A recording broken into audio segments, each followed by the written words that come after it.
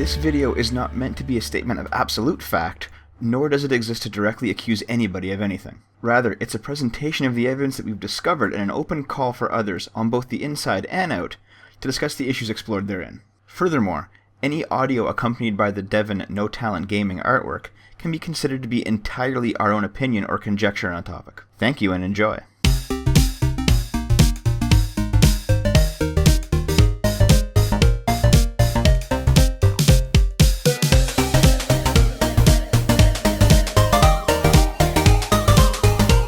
Hey guys, Dev here. Gamergate got hit with some big news today that Zoe Quinn has decided to vacate the restraining order against Eron. Everybody's celebrating online, and rightfully so. However, seeing as indie-fensible hasn't really covered this issue before, let me give you a quick rundown before I get into my opinions on it. During the initial months of Gamergate, Zoe decided to take legal action against Eron in the form of a restraining order. That restraining order has been made public and is perfectly legal to recreate and talk about. So let me quickly read the affidavit off here. On or about August 16th, 2014, the defendant, meaning Eron, wrote and published a long post about my sex life and private dealings to several websites that he knew had a history of harassing me.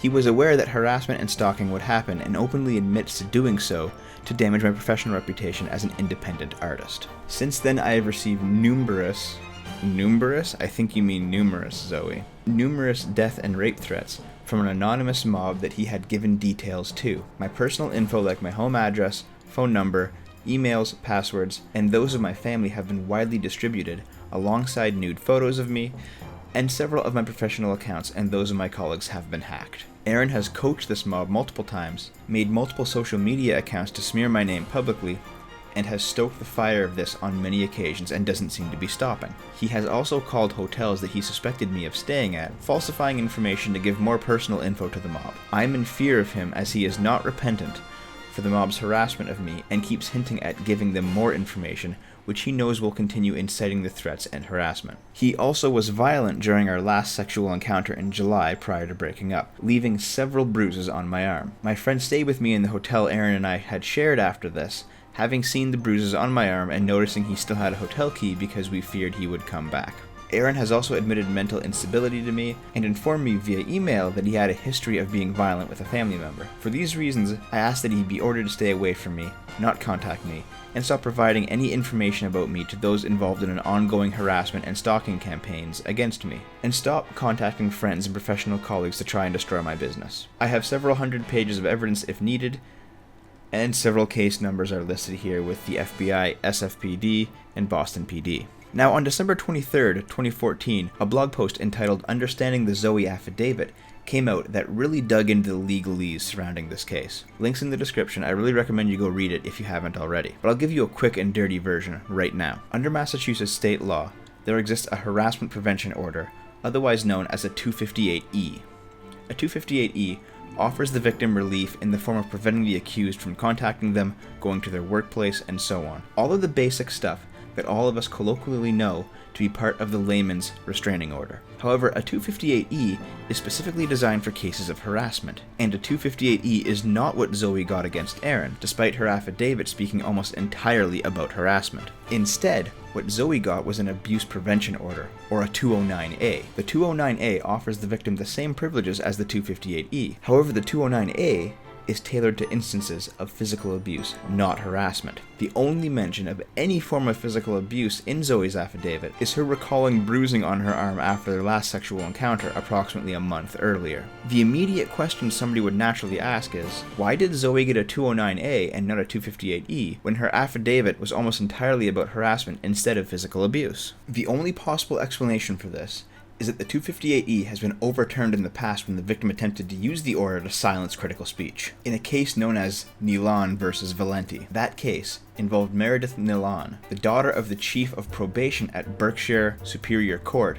committing a hit-and-run offense against a jogger. A blogger, Dan Valenti, wrote extensively about the case, stating that Nalon was getting preferential treatment due to her father's influence. Nalon responded by filing a 258E against Valenti in an effort to silence his coverage of the event. Ultimately, the 258E would be vacated, and the lawsuit would set a precedent that 258Es couldn't be used to silence critical speech or reporting on events. Because of this precedent making 258Es easy to overturn in terms of critical speech, it's likely that Zoe Quinn went for the 209A instead, and including the arm bruising story to make it fit the requirements of the order. Moreover, it's pretty obvious that a lot of what Zoe claimed Eron did in her affidavit is bullshit. It's not hard to verify, and understanding the Zoe affidavit has a point-by-point verification, but what's really important here is the conclusion.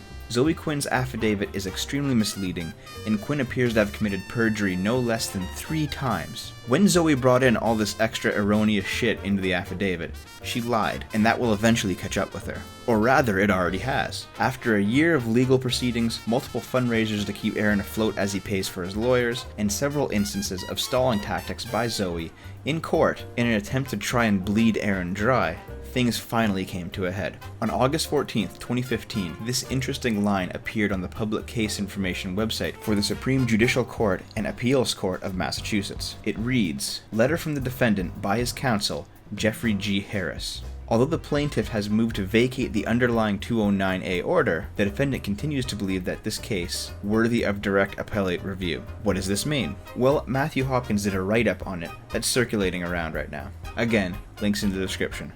But let me show you the choice bits. Quinn has filed a motion to vacate the restraining order. In American law, vacate means to overrule or void. That means Eron has won. And, often when a case is doomed, likely to be excessively costly or embarrassing, a party will cave in.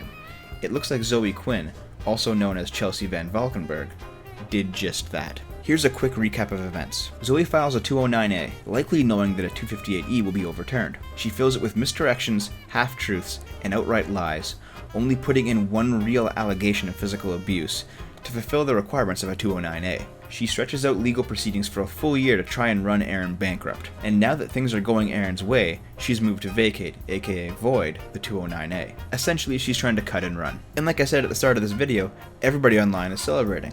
A big win for Eron, a big win for free speech. Even camera lady's in on it. But me, I'm celebrating, but for a different reason than everybody else is. Look at the wording of that line from Eron's counsel. Although the plaintiff has moved to vacate the underlying 209A order. Moved to vacate.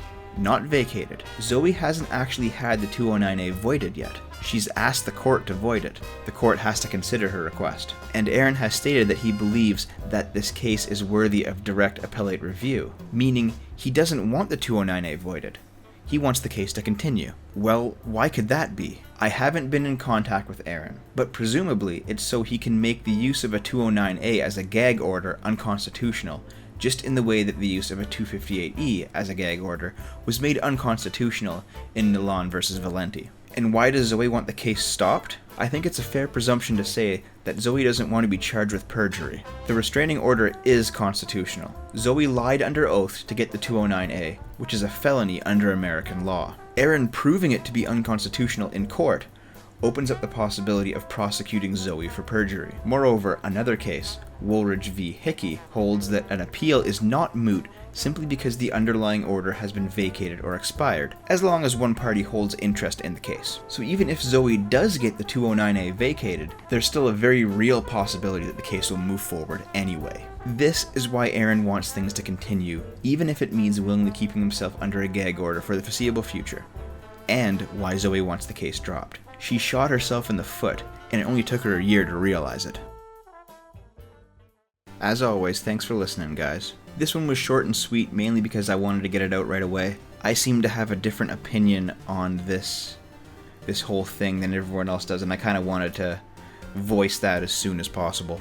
A special thanks to Kevin McDonald, Christian Pell, CU, Rex, James Contz, Smitho, Samuel Dillon, Murray, Pharmacist, Garrison James Hamilton, Berto Elcon, Hente Logic, Pasquale Festa, all of whom are patrons of this channel on Patreon, and an equally special thanks to all of those who give to us anonymously on either Patreon or PayPal.